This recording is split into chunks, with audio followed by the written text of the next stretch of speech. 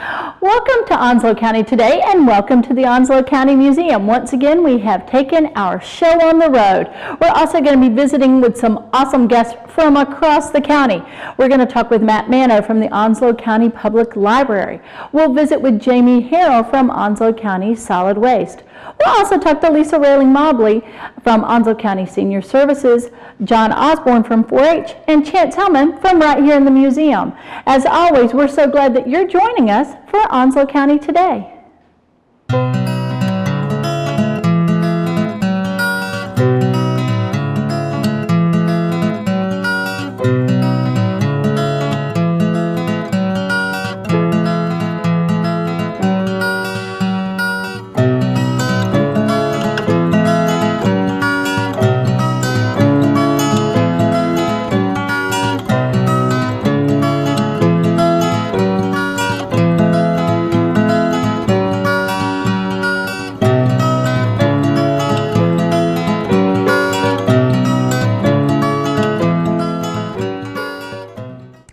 Welcome back to Onslow County Today, and joining us now is one of our favorite friends, Matt Mano, who is Youth Services Director at the Onslow County Public Library. Matt, thanks for joining us. Absolutely, great to be here. So, we are all ready. We are ready for some summertime, Matt. And you all have been planning and planning because it is time for your summer reading program. We want to hear all about it. So the first things first, what is the theme for this year's program? Absolutely. We've been gearing up since before the new year. We're getting ready for 2019 Summer Reading Program, A Universe of Stories. So we'll be celebrating the 50th anniversary of the moon landing. So we're going to be jumping into all different universes and all different books and celebrating spaces and galaxies and planets all summer long. Fantastic. Now, we want everybody to know that the summer reading program is not just for readers, school-age children, it's for everybody. Tell us about the ages, kind of the breakdown, and some of the things that you're already thinking about planning for those different groups. Absolutely. So this year we're kicking off June 1st.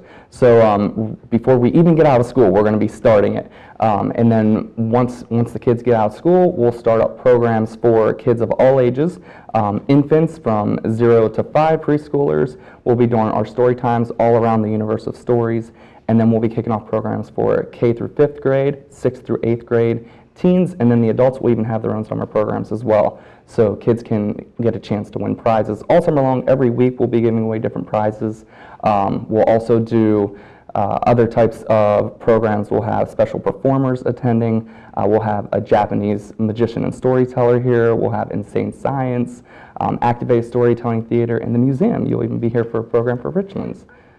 You know, when I hear about that amount of programming, so people are like, but I thought the summer was just for chilling out. Why do we want to keep our kids so engaged over the summer? Absolutely. The summer is for chilling out. Kids love to chill out. Unfortunately with that though, there's not as much required reading once school lets out, and so you get into what they call the summer slump. So kids tend to backslide if they don't keep their brains working.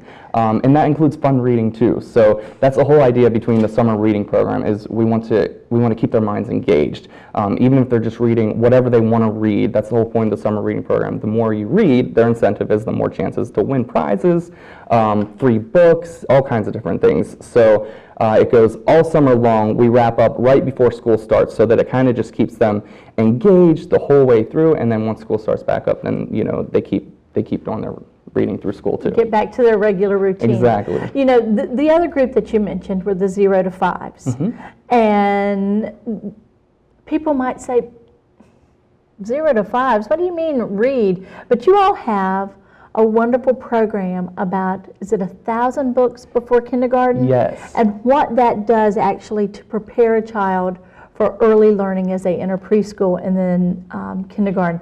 Talk a little bit about the benefits of, from the minute we lay eyes on them, we need to be engaging them in learning and language. Yes, so we do, it's kind of a passive program. It's 1,000 books before kindergarten.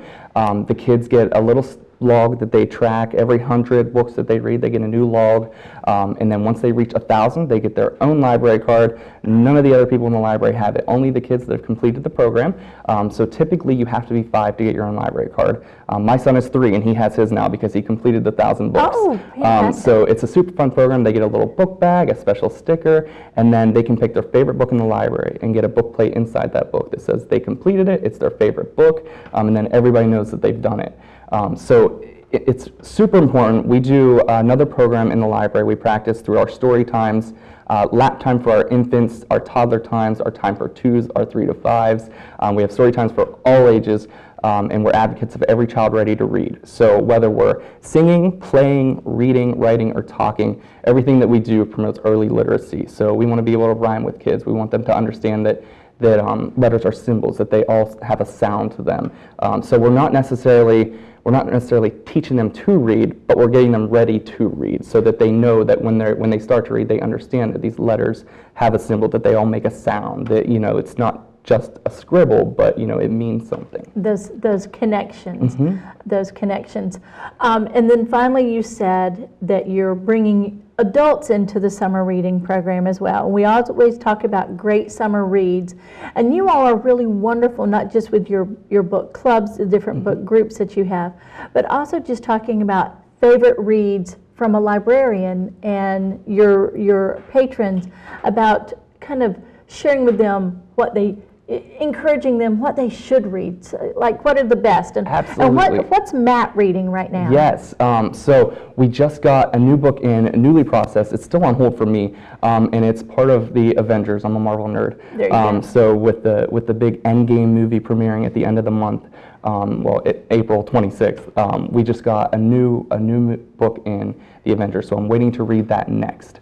No spoilers. No spoilers, no. Okay. I'm not even sure what it's about. Okay. But it's the Avengers, so I'm excited. But we have tons of things for adults. Of course, we'll be doing a concert through the summer for them. We do a 3-for-all Friday where if they're interested in a certain author or a title, they can comment on Facebook, and then we can recommend 3 other titles for them. But if it's not Friday and we're not doing a 3-for-all, we also have another program. It's called Novelist Pro. You can access it anywhere through NC Live with your library card. And then you can type in your favorite author, your favorite title, anything like that, and it'll recommend a whole list of series, read-alike books, anything like that, so that if you're kind of stuck and you're not sure what you want to read, but you know what you like, you can always check onto that and they'll recommend something for you too. And then finally, outside of the reading program, for folks who are traveling on vacation, you've all made that easy for them as well, because if they're flying out of OAJ, you have a cool kiosk. We have, yes. So we have the digital library set up over at the airport, so you can always check out a book there. If you don't have a library card, no worries. You can get a 3-day pass, so you're able to get that book checkout. You can keep that book for 2 weeks and still be able to read it, through your flight, through wherever you're going. But even without the kiosk, you can always download the Libby app, and that has access to the North Carolina Digital Library. So there's thousands of ebooks, audiobooks, they even do movies on there, and then along with that, thousands of other digital resources too. So if you're looking for something academic, you can do many ebooks through NC Live. If you're looking for fun reading, you can do the North Carolina Digital Library, again through Libby. And then we also have the NC Kids Digital Library. So that's a great one because it's the same thing as Libby, but it has everything filtered for kids. So you don't have to worry about what they're checking out. It's all kid appropriate. Okay. And they always feature stuff on there too. And then along with that too, we just got a brand new resource. So it's new to the library. It's Access Video just for kids. So if you're looking for educational stuff, again, we're talking about the summer slump, they have lots of educational resources, and this is all videos. So not just reading, but if you're allowing them that screen time, you can get into Berenstain Bears, you can get into Franklin, Dinosaur Train, all those kids shows. But then our elementary kids, we have Animal Atlas. You can get into certain Common Core math videos, stuff like that, so that they can be learning all summer long through whatever medium you choose. Well, Matt, as always, thank you. Thank you for not letting any of us slip into the summer slump. And of course, thank you for taking us out to all the universes that might be out there. It's going to be a blast. Welcome back to Onslow County Today, and joining us now is Jamie Harrell, who is landfill supervisor with Onslow County Solid Waste. Jamie, we're so glad you're here. Thanks for having me. So Jamie, hopefully I'm going to get around to this at home. It's time for spring cleaning, going through the garage, the shed, and maybe getting rid of a lot of those things that we don't know what to do with otherwise. Tell us about what you all are doing at Solid Waste to help us with our hazardous household solid waste. Yes, ma'am. We have 2 events a year, the second week of May and the second week of October. Okay. And it's for the citizens, not businesses, to bring their materials in from their homes. Okay, so when we say hazardous household waste, what sort of things are we talking about? We're talking about paints, any type of paint related product, thinners, acetones. We're talking about drain cleaners. We're talking about any type of, most of your cleaning materials in your homes. A lot of pesticides, the sheriff's departments at each event taking prescription medication, anything that the general public cannot get rid of throughout the year. Okay, so not something that we want to just drop in, and we're not talking about things like recyclables, we're not talking about cleaning out the refrigerator, we're talking about chemicals. Yes, we're talking ma'am, about chemicals. those dangerous hazardous materials. Pesticides, herbicides, lots of paints and oils. We tend to get a lot of citizens that do woodworking at home, and they have a lot of stains, urethanes, and that kind of stuff.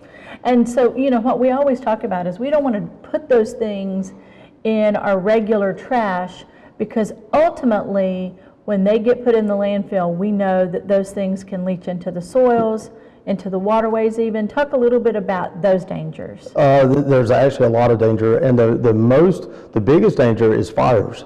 You take several different types of chemicals and mix them together and immediately have a fire, sometimes even an explosion, which we try to eliminate in the landfill world.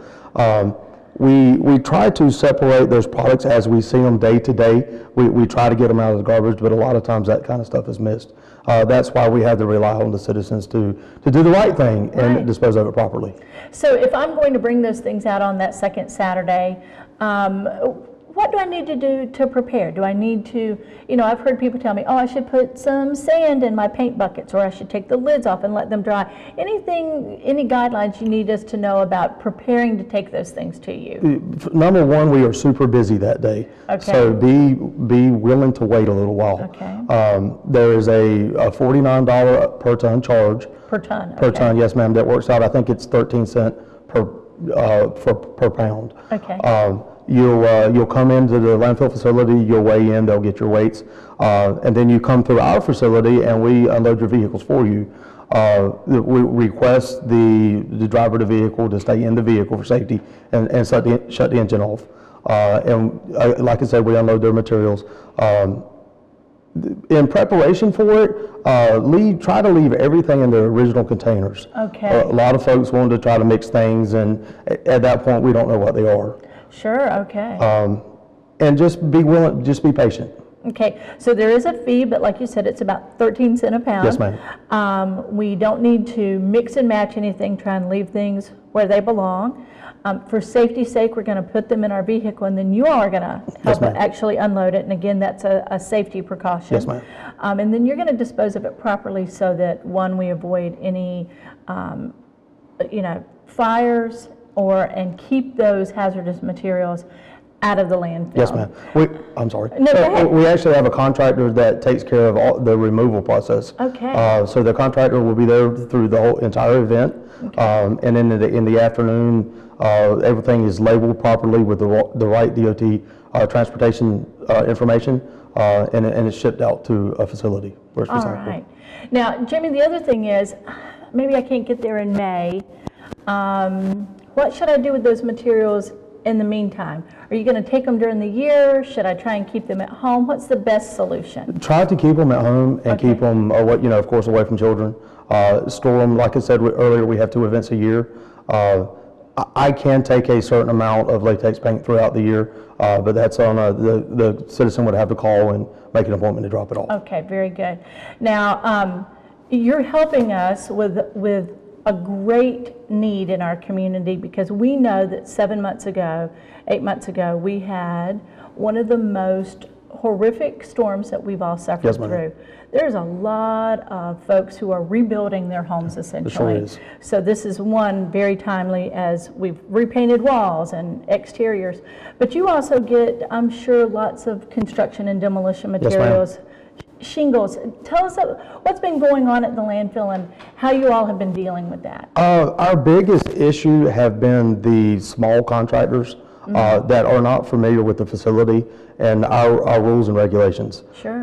Trying to get them to do it the right way. Sure. The shingle contractors have been, we'll get 30 to 40 small pickups a day. Wow. Full of shingles.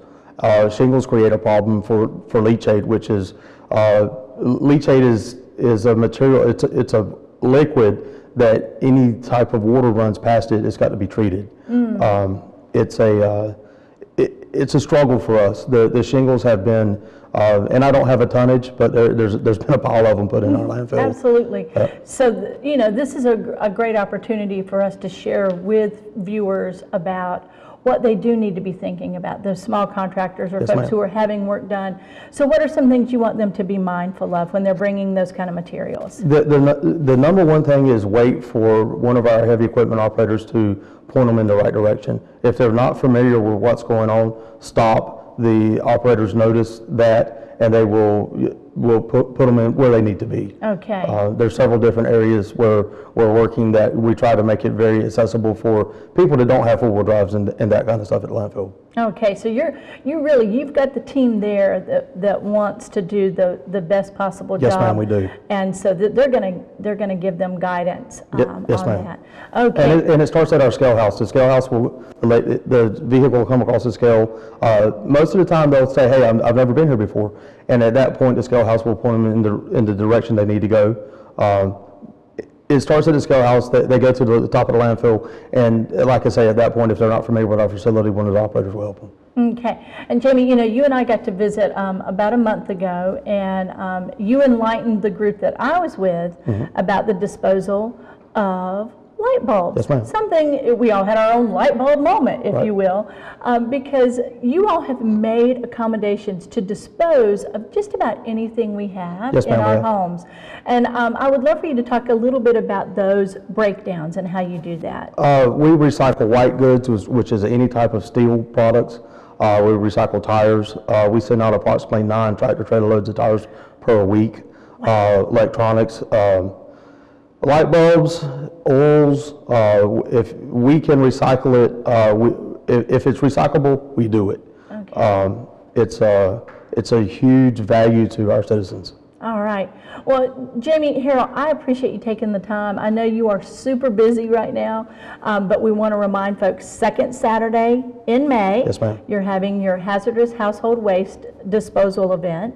What are the times on that again? It's 9 to 2. 9 to 2. Yes, ma'am. Folks need to be patient, have everything ready, and then let your folks do their job. Yes, ma'am. All right. And one more thing, we want to remind folks where the landfill is. Sometimes, to me, it's just me, a little tricky getting back there, so Yes, let's ma'am. tell folks how to get to it. The address is 415 Meadowview Road. Okay.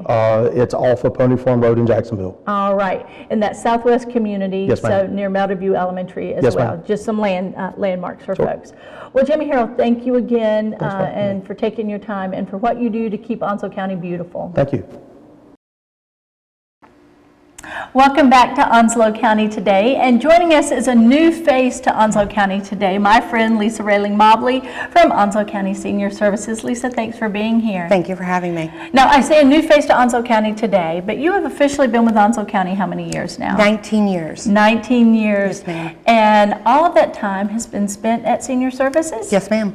So your job description has changed and morphed as needed, and as we were talking a little off camera, you do everything. I do a lot. Do a I lot do a and lot. a little bit of everything. Yes, ma'am. And you have an important event coming up and something that's near and dear to your heart. Tell us about elder abuse awareness. We're going to talk a little bit about why we need to be aware of these things, and then the programs that you all have scheduled. So the first thing is, let's talk a little bit about the idea of elder abuse and what that is. Elder abuse consists of many different things. It could be self-neglect, physical abuse, mental abuse, sexual abuse, exploitation. So elder abuse can manifest in many different things. Now, we talk about that thing, and we oftentimes think about the most vulnerable of our populations, and immediately our mind tends to go to children, but the population that you work with, seniors, can fall victim to these things just as well. Talk about what you see and why this is important for you to share this. Yes, ma'am. Many people forget about our senior population, and 1 in 10 Americans are suffering or dealing with abuse in America. The statistics are very high, and most elderly and seniors do not report abuse. So it's going unnoticed and unreported. When you say it's going unreported, is it from fear? Is it shame? Is it embarrassment? I mean, why do we not hear about it? I think all of the above. They're afraid of being placed, getting in trouble, not knowing who to report to or what to do. And sometimes it's a family member, so you don't want to Yes, ma'am. to jeopardize, as you say, perhaps they're living with a family member or a Exactly. caregiver. But you all want to change that. You all do. want to change that notion, that mindset, that we need to make people aware of this, and we need to protect our seniors Yes, ma'am. in many ways. Talk about what you all are doing to change that. We are June 15th is Elder Abuse Awareness Day. So Onslow County is stomping out elder abuse. And we're holding our walk on May 29th at our location at the farmers market. And we're going to stomp out elder abuse. We're going to bring awareness to Onslow County of how to report and what to do and what to look for elder abuse. So you're having, so you're really kind of recognizing this day on June 15th is the National Day, but the 2 weeks prior on that weekend, you're going to do a walk. You're going to do a ma'am. walk through our Discovery Garden Yes, at the ma'am. farmers market. And the idea is to bring awareness. One, you're going to a beautiful setting. Yes, ma'am. And you're bringing this into the light, if you will, but also this idea of just stomping it out. Stomping it out. We're going to get rid of it. We're going to try and prevent it and do what we can to make awareness and let our citizens know what they need to do if they are being abused or know somebody that's being abused. So if we want to participate in the walk, what do we need to do? To participate in the walk, you need to contact myself at 910-989-3017, Okay. or you can email me, and I'll go ahead and register you for the walk. You'll receive a free T-shirt and a free lunch. All right. We're going to be having Chick-fil-A for lunch. So give us a call and we'll go ahead and get you registered for the walk. Okay, and what time does the walk start on the 29th? The walk starts at 9:30 to 11:30. Okay. And we're going to have many different vendors and county agencies out there to represent, such as the Health Department, Department of Social Services, the Sheriff's Department, and other agencies throughout the county, WellCare, Home Care Community Hospice is going to be out there. So there's going to be a lot of resources and information for the senior population to get. Okay, and who do you encourage to participate? Anybody and everybody. All right, and is there a fee to participate? No, ma'am, everything is free. Okay, so you've got sponsors, you've got community support, our friends at Chick-fil-A are coming out, you're going to the beautiful Discovery Gardens to bring awareness and stomp out elder abuse. Yes, ma'am.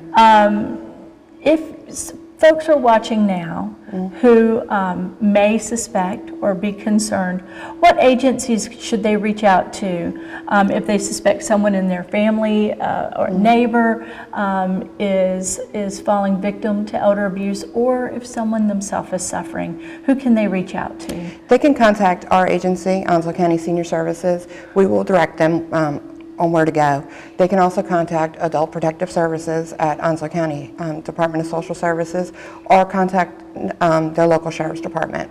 All right. Well, Lisa, thank you so much for everything Thank you. that you do at Onslow County Senior Services. Of course, we're going to direct folks to the Onslow County website so that they can see and go to Senior Services, contact you directly. Yes, ma'am. And for our seniors out there who've never been to our beautiful Senior Services Center on Highway 258 and 24, Richlands Highway, we encourage them to go out. Yes.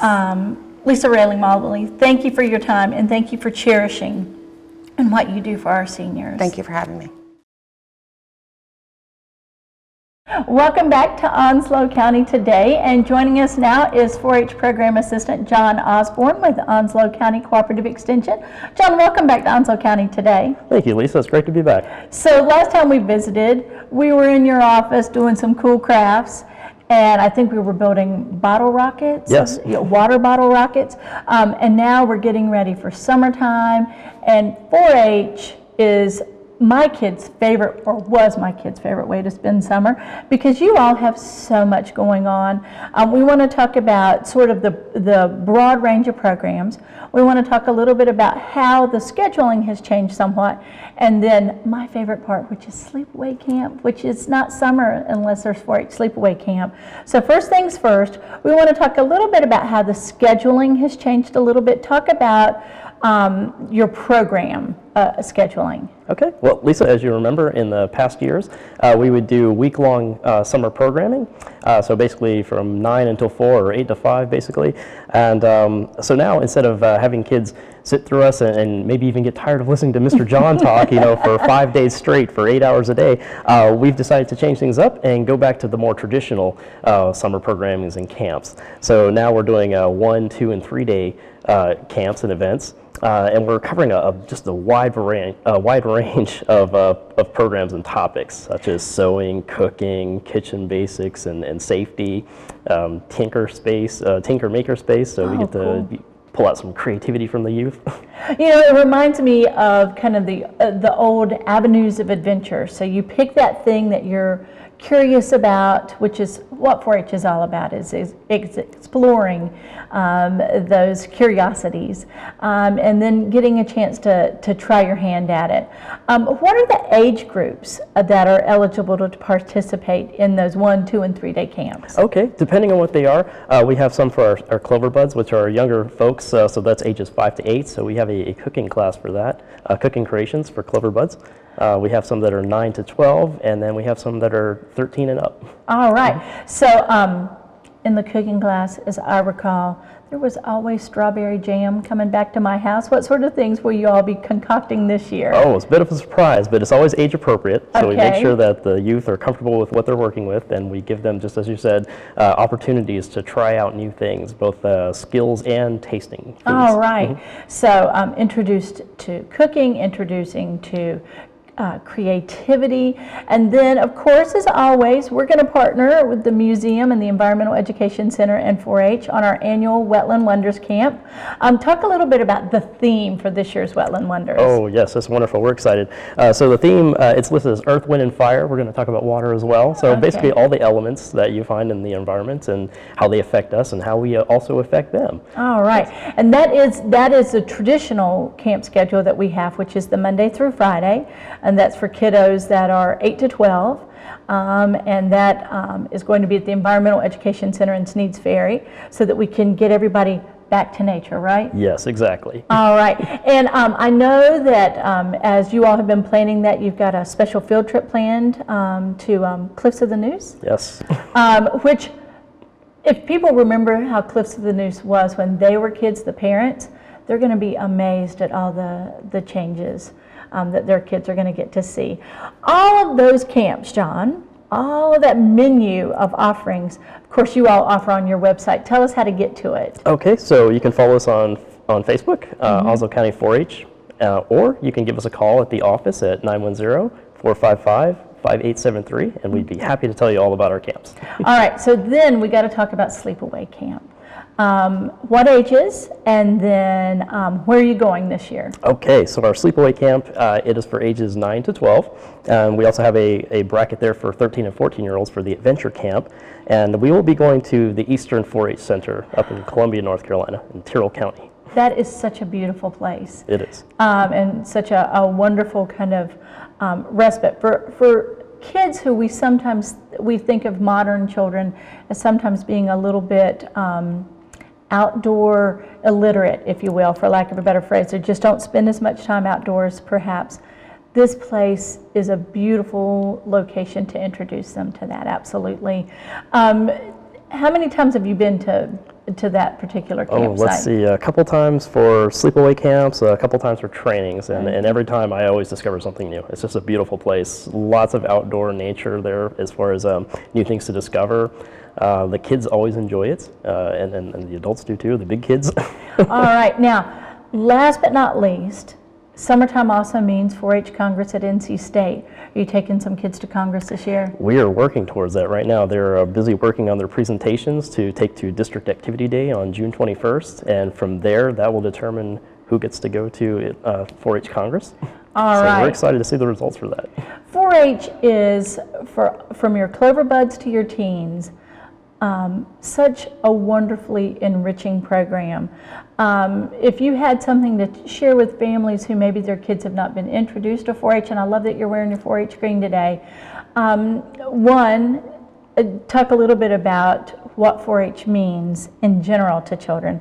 And then, of course, we cannot leave out a segment about 4-H without a conversation about the 4-H pledge. Okay.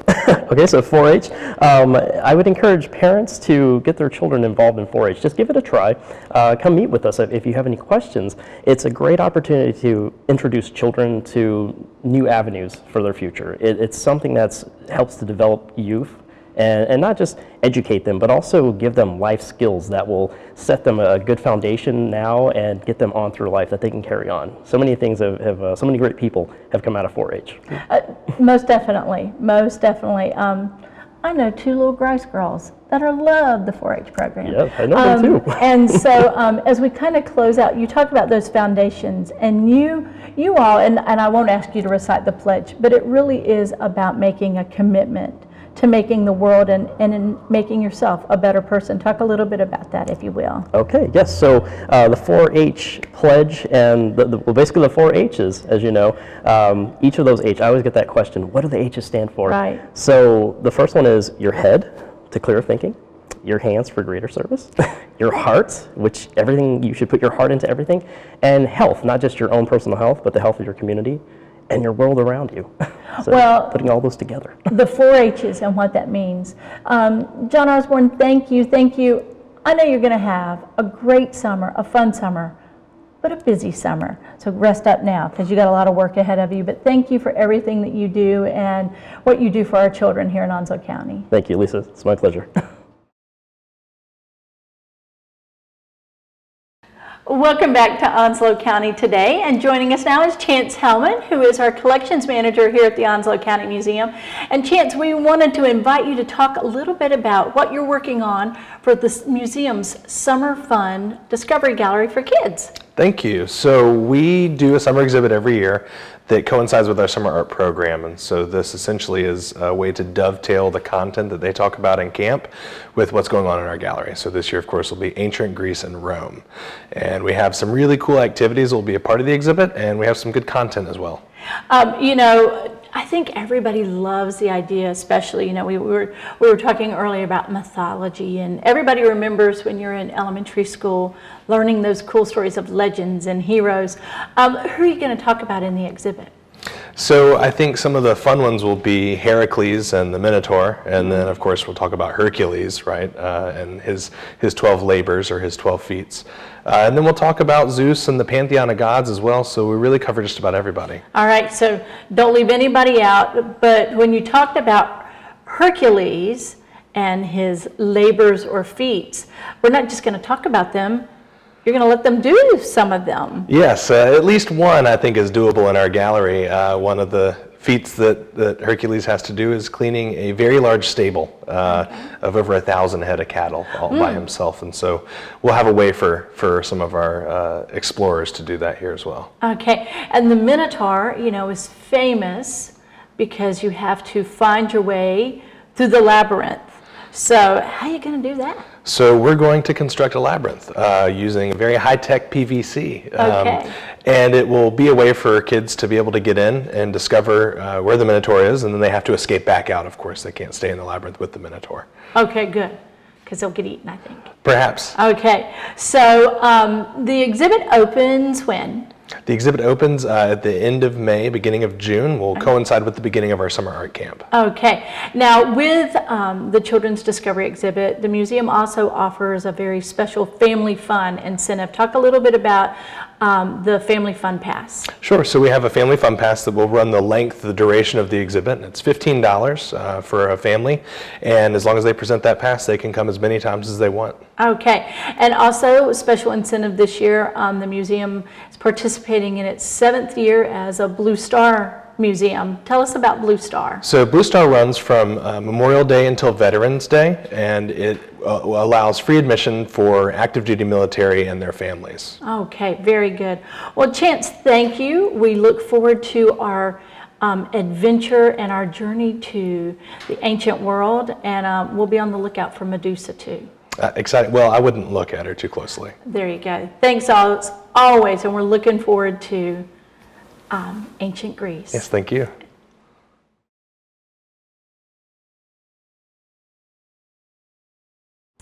Well, we thank you for going on our journey with us today through the Onslow County Museum and to ancient Greece and Rome. We also want to say thank you to our very special guests, Matt Mano, Lisa Railing-Mobley, Jamie Harrell, John Osborne, and Chance Hellman. We invite you to journey this summer and explore your Onslow County today.